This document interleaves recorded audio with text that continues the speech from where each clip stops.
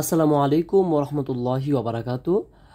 সুপ্রিয় যারা 2025 সালে অর্থাৎ যারা তোমরা বর্তমানে নবম দশম শ্রেণীতে পড়ো অর্থাৎ এসএসসি 2026 সালে এবং 27 সালে দিচ্ছ, আজকের ভিডিওটি তোমাদের জন্য।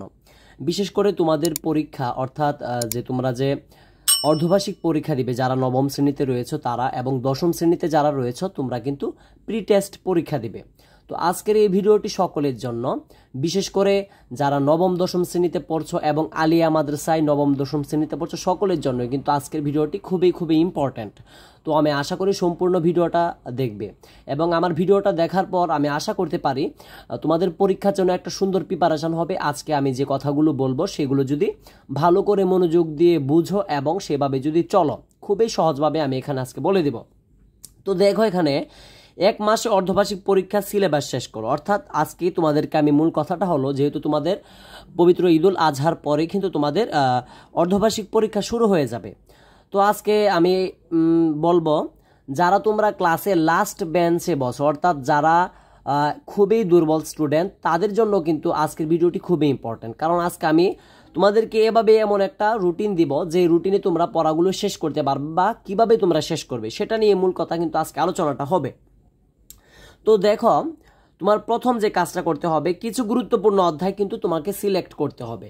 কিছু গুরুত্বপূর্ণ অধ্যায় তোমাকে কিন্তু সিলেক্ট করতে হবে। দেখো, যেমন রয়েছে, যেমন বাংলা প্রথম পত্র রয়েছে। বাংলা প্রথম পত্রের ক্ষেত্রে দেখো যেটা হয়, তোমরা যারা নবম দশম শ্রেণীতে পড়ো, যারা নবম শ্রেণীতে পড়ছো, তোমাদের বিশেষ করে শুভা গল্পটা থাকবে, তারপরে বই পড়া থাকবে। তো এমন যেগুলো এর আগে তোমাদের বোর্ড পরীক্ষায় এসেছে এবং যেগুলো গুরুত্বপূর্ণ তুমি কিন্তু খুব ভালোভাবে বুঝতে পারবে। বিশেষ করে যেগুলো বোর্ড পরীক্ষায় বারবার আসে সেগুলো থেকে যেগুলো গুরুত্বপূর্ণ সৃজনশীল রয়েছে বা তোমাদের যে কিছু সাজেশন রয়েছে, সেই সাজেশন অনুযায়ী তুমি কিন্তু অবশ্যই 1-2 দিনের ভিতরে কিন্তু বাংলা ফার্স্ট পেপারটা তুমি কিন্তু শেষ করতে পারবে খুব তাড়াতাড়ি, ঠিক আছে। এছাড়া দেখো, যারা তোমরা গণিত নিয়ে চিন্তা করছো, যারা নবম শ্রেণীতে উঠার পর থেকে তুমি গণিত কিছুই পারো না, তুমি একদম গণিতে কাঁচা, গণিত একদম কিছুই পারো না, আমি তোমার জন্য বলবো তুমি গণিত সম্পূর্ণ বইটা পড়ার কোনো প্রয়োজন নেই। বিশেষ করে যারা গণিত নিয়ে টেনশন করছো, আমি বলবো আর একটা মাস সময় আছে। দেখো, তোমাদের যেমন আছে পরিসংখ্যানটা এমনভাবে পড়ার চেষ্টা করবে, পরিসংখ্যানটা এমনভাবে পড়বে যাতে করে পরিসংখ্যান থেকে 10 থেকে 10 যাতে সৃজনশীলে তোমাদের থাকে, এবং এমসিকিউ কিন্তু পরিসংখ্যান থেকে 2 নাম্বার থাকে, অর্থাৎ পরিসংখ্যান থেকে যাতে তোমাদের 12 থেকে 12 নাম্বার তোমরা পরীক্ষায় পেতে পারো। এবং অন্যদিকে সেট ফাংশন থেকে কিন্তু একটা পরীক্ষায় থাকবে প্রশ্ন। তো দেখো, সেট ফাংশন, পরিসংখ্যান এবং বীজগণিত, এই 3টা অধ্যায় এমনভাবে পড়বে ভাইয়া, আর কিছু পড়তে হবে না। যারা তোমরা কিছুই পারো না তার জন্য বলছি, তাহলে কিন্তু তুমি দেখো ভালো একটা রেজাল্ট কিন্তু তুমি করতে পারবে। তো তোমার অবশ্যই মনে রাখতে হবে তোমার কাছে যে যে অধ্যায়গুলো গুরুত্বপূর্ণ মনে হচ্ছে এবং এর আগে বিভিন্ন পরীক্ষায় এসেছে, তোমার গাইড থেকে দেখে কিন্তু এগুলো পড়তে হবে। তো কিছু গুরুত্বপূর্ণ যে অধ্যায় রয়েছে সেগুলো কিন্তু অবশ্যই তোমার পড়তে হবে। আর দেখো, 2 নাম্বার আমি যেটা বলবো, যে অধ্যায়টা পড়বা সেটা কিন্তু এমনভাবে শেষ করবা, কথা বুঝো, যে অধ্যায়টা তুমি পড়বা সেটা এমনভাবে শেষ করবা যাতে সেটার মধ্যে কোনো প্রকার ভুল ভ্রান্তি না থাকে, যাতে সেই অধ্যায়টা নিয়ে তোমার কোনো টেনশন না থাকে। এখন তোমরা অনেকে যেটা করো, পরীক্ষার আগে তোমরা পরীক্ষার আগে টার্গেট করো যে 100 নাম্বারের তো পরীক্ষা, আমাকে পরীক্ষায় সবগুলো অধ্যায় শেষ করতে হবে, এবং দেখা যাচ্ছে যে তুমি কিছুই পারো না, কিন্তু তোমার চিন্তা হচ্ছে সবগুলো অধ্যায় শেষ করবা। দেখো, এই সবগুলো অধ্যায় শেষ করার জন্য তুমি যে চিন্তাটা করছো এটা কিন্তু সম্পূর্ণ বৃথা, এটাতে তোমার কোনো কাজে আসবে না, তুমি খাতায় লিখে রেখো যে আমি কথাটা বলছি, তোমার কোনো কাজে আসবে না। তোমার যে কাজটা করতে হবে, তুমি যে অধ্যায়টা নিবা, কথার কথা তুমি ধরো যে নবম শ্রেণীতে যারা তোমরা এখন পড়ছো, কথার কথা তুমি ধরো যে তুমি সেট ফাংশনটা যেটা রয়েছে সেটা তুমি শেষ করবা। তো অনেকেই কি করো, সেট ফাংশন একবার করে রেখে দাও, যারা ভালো করে পারো না। তোমার উদ্দেশ্যে বলবো, সেট ফাংশনটা তোমার প্রয়োজন হলে 7 দিন করবে, 7 দিন যদি ভালো করে করো, আশা করি তুমি যদি কিছু নাও পারো তারপরে যদি সেট ফাংশনটা 7 দিন করো, আমি আশা করি সেট ফাংশন কিন্তু 7 দিনে তোমার শেষ।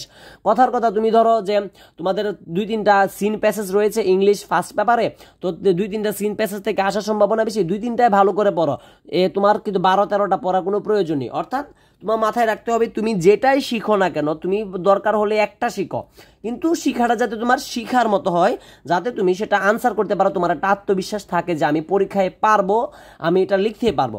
এভাবে কিন্তু তোমাকে অবশ্যই যে অধ্যায়টা ধরবা সেটা ভালো করে পড়তে হবে, ঠিক আছে।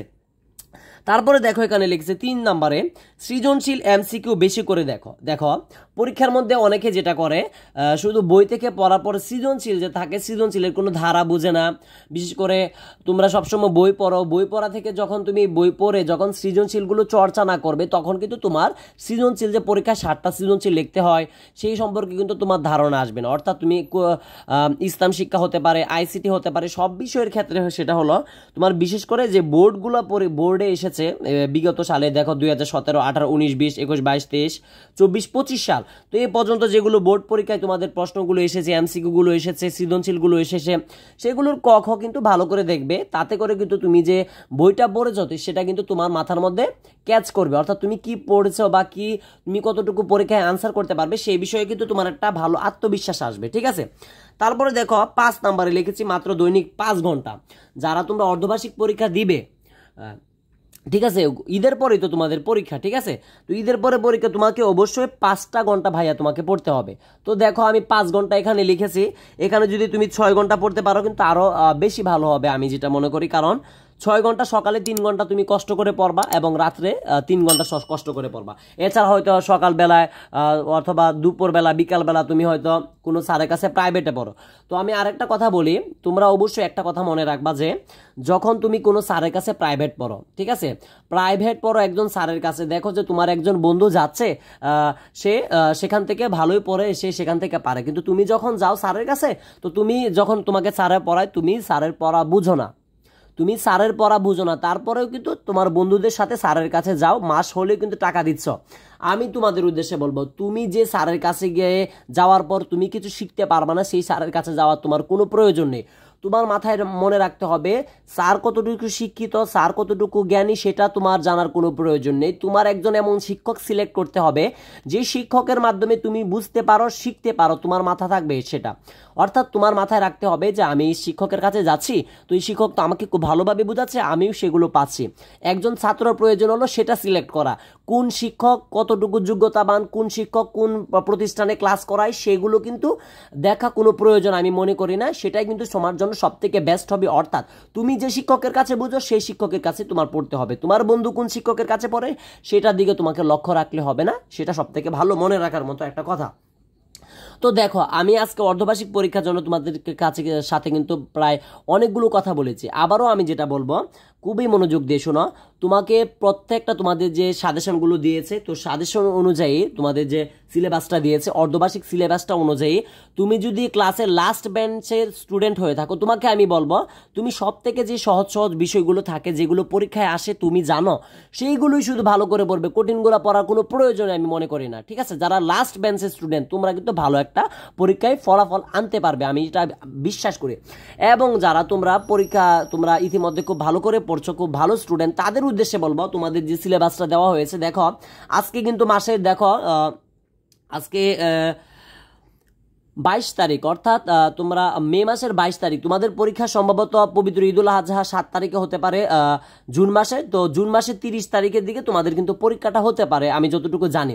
তো তোমরা কিন্তু প্রায় 1 মাস সময় পাচ্ছ, তো 1 মাস সময় যারা ভালো স্টুডেন্ট, মেধাবী স্টুডেন্ট, তাদের জন্য আমি বলবো তোমরা অবশ্যই সম্পূর্ণ বইটা যেটা রয়েছে তোমাদের যে সিলেবাসটা দেওয়া হয়েছে অর্ধবার্ষিক পরীক্ষা, এটা আজকে থেকেই তোমরা সুন্দরভাবে লাইন টু লাইন পড়া শেষ করো, যাতে করে তোমাদের একটা ভালো রেজাল্ট আসে অর্ধবার্ষিক পরীক্ষায়। এবং মনে রাখবা এখন যে অর্ধবার্ষিক জন্য তুমি প্রিপারেশনটা নিচ্ছ এটাই কিন্তু তোমার এসএসসি 2026 ব্যাচ তোমরা যারা রয়েছে এসএসসি তোমরা 26-27 দিবে তাদের জন্য কিন্তু কাজে লাগবে। কারণ এখন তুমি যেগুলো পড়বা তারপরে কিন্তু বার্ষিক পরীক্ষার জন্য তোমার সিলেবাসটা আরেকটু বড় হবে, এবং তুমি তখন 10ম শ্রেণীতে পড়বা তোমাকে কিন্তু আর একটু সিলেবাস পড়তে হবে, তখন কিন্তু এগুলো পড়ার তেমন একটা সময় পাবে না টেস্ট পরীক্ষার আগ পর্যন্ত। ঠিক আছে, তো আমি বলবো আমি যে কথাগুলো তোমাদেরকে বলেছি সেভাবে তোমরা পড়ার চেষ্টা করবে। আমি আশা করি তোমরা যারা অর্ধবার্ষিক পরীক্ষা দিবে তোমাদের পরীক্ষাটা খুবই ভালো হবে, সেটা আমার কথা। এবং তোমাদের যদি কোনো প্রশ্ন থেকে থাকে অবশ্যই আমাকে কমেন্টে জানাতে পারো, এবং আমি তোমাদের যারা নবম দশম শ্রেণীতে পড়ছো ইতিমধ্যে তোমাদের জন্য গুরুত্বপূর্ণ বাংলা ব্যাকরণ এবং ইংলিশ গ্রামার নিয়ে ক্লাস দেওয়া শুরু করেছে। তো আমি চাচ্ছি না আর দেরি করতে, সকলের জন্য আমার চ্যানেলের পক্ষ থেকে শুভকামনা রইল। প্রথম থেকে দশম শ্রেণী সকল পড়ালেখা এখানে চ্যানেলের সাথে থাকবে, এবং তোমাদের যাতে আমি যে আজকে তোমাদের এই অর্ধবার্ষিক পরীক্ষায় কিভাবে কি করবে তো কিভাবে উত্তর দিতে হবে এবং কিভাবে বইগুলা শেষ করবে, কিভাবে পরীক্ষার প্রস্তুতিটা নেবে, যেটা নিয়ে আলোচনা করেছি, এটা ভালো করে বুঝে পড়া শুরু করে দাও। ইনশাল্লাহ আল্লাহ ভরসা, আল্লাহর উপর ভরসা রাখো। তোমার পরীক্ষার ফলাফল আল্লাহ পাক রব্বুল আলামিন এর কাছে দোয়া করো। অবশ্যই আমি যেভাবে দিয়েছি এভাবে পড়লে তোমার পরীক্ষায় একটা ভালো রেজাল্ট করতে পারবে। তো আমি আর দেরি করছি না, আজকের মতো বিদায় নিচ্ছি। আসসালামু আলাইকুম ওয়া রাহমাতুল্লাহি ওয়া বারাকাতুহু।